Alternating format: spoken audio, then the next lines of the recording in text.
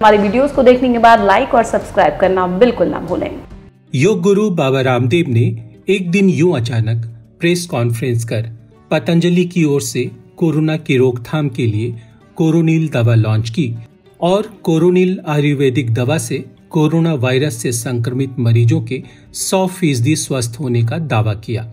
अभी बाबा ने दवा लॉन्च ही की थी कि उनकी उम्मीद के विपरीत 3 घंटे के अंदर ही बाबा की कंपनी को आयुष मंत्रालय से दवा से संबंधित पूरी जानकारी मांगते हुए इसकी बिक्री और प्रचार पर रोक लगाने का नोटिस मिल गया। आपको बता दें कि कोरोना की पहली आयुर्वेदिक दवा कोरोनिल लॉन्चिंग के मौके पर बाबा ने दावा किया था कि इस दवा का जिन मरीजों पर क्लिनिकल ट्रायल किया गया है उनमें से 69% मरीज केवल 3 दिन में पॉजिटिव से नेगेटिव और 7 दिन के अंदर 100% रोगी कोरोना मुक्त हो गए।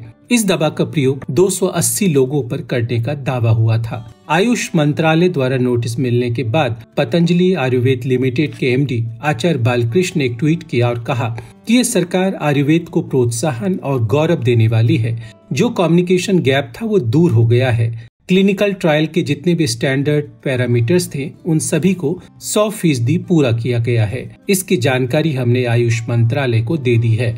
साथ ही आचार्य बालकृष्ण ने कोरोना की दवा का प्रचार करने की बात को ये कहते हुए खारिज कर दिया कि हमने सिर्फ लोगों को दवा के असर के बारे में जानकारी दी है, अभी दवा का प्रचार नहीं किया है और लाइसेंस हासिल करने के लिए कुछ भी गलत नहीं किया गया है। लेकिन बाबा और आचार्य बालकृष्ण के दावे के बाद आयुष मंत्रालय ने दवा में इस्तेमाल किए गए इंग्रेडिएंट्स की जानकारी मांगी है और इस मामले को 17 सदस्यीय आयुष टास्क फोर्स को सौंप दिया गया है। आयुष टास्क फोर्स उन लोगों की भी जांच करेगी जिन पर दवा का ट्रायल किया गया था।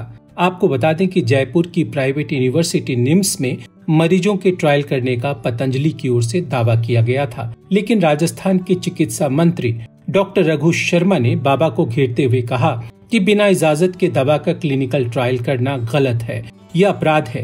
कानून के हिसाब से ये ट्रायल गलत है, उन्हें सजा मिलनी चाहिए, वे चाहे केंद्र सरकार के कितने भी निकट हों, लेकिन कार्रवाई होनी चाहिए। आपको बता दें कि बाबा रामदेव मोदी राज और योगी राज में पतंजलि द्वारा कई योजनाओं को लेकर प्रपोजल देते रहे हैं। बाबा रामदेव ने हरिद्वार के घाटों को गोद लेने और नदी किनारे पेड़ लगाने का नमामि गंगे कार्यक्रम के तहत प्रस्ताव दिया था।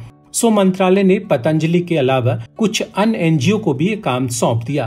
पतंजलि का नोएडा में 2000 करोड़ के फूड पार्क प्रोजेक्ट को योगी सरकार ने खाद्य मंत्रालय से बात करने के बाद हरी झंडी दिखा दी और इसमें सब्सिडी भी दी गई है। वैसे बाबा रामदेव खादी को भी अपने नियंत्रण में लेना चाहते थे। उन्होंने तत्कालीन केंद्रीय मंत्री कलराज मिश्र को खादी की रिसर्च, मार्केटिंग और क्वालिटी कंट्रोल और मैनेजमेंट की पूरी जिम्मेदारी लेने का प्रस्ताव दिया था, जिसे कलराज मिश्र ने ये कहते हुए टाल दिया था कि खादी की अपनी अलग पहचान है, इससे छेड़छाड़ नहीं की जानी चाहिए। जैसे योगी सरकार के मिड डे मील का हिस्सा पतंजलि को देने का 10 करोड़ रुपयों का प्रस्ताव बाबा की ओर से आया था, लेकिन आदित्यनाथ योगी ने इस प्रस्ताव को भी खारिज कर दिया था। लेकिन कोरोना दवा की लॉन्चिंग में बाबा ने केंद्र सरकार को जानकारी दिए बिना हड़बड़ी कर दी, जबकि पूरी दुनिया इस दवा की खोज में है और प्रधानमंत्री चाहते हैं कि कोरोना का इलाज पूरी तरह से साइंटिफिक और प्रमाणित हो। सूत्रों की माने तो बाबा रामदेव अगस्त तक तो कानूनी दांवपेच के पचड़े में ही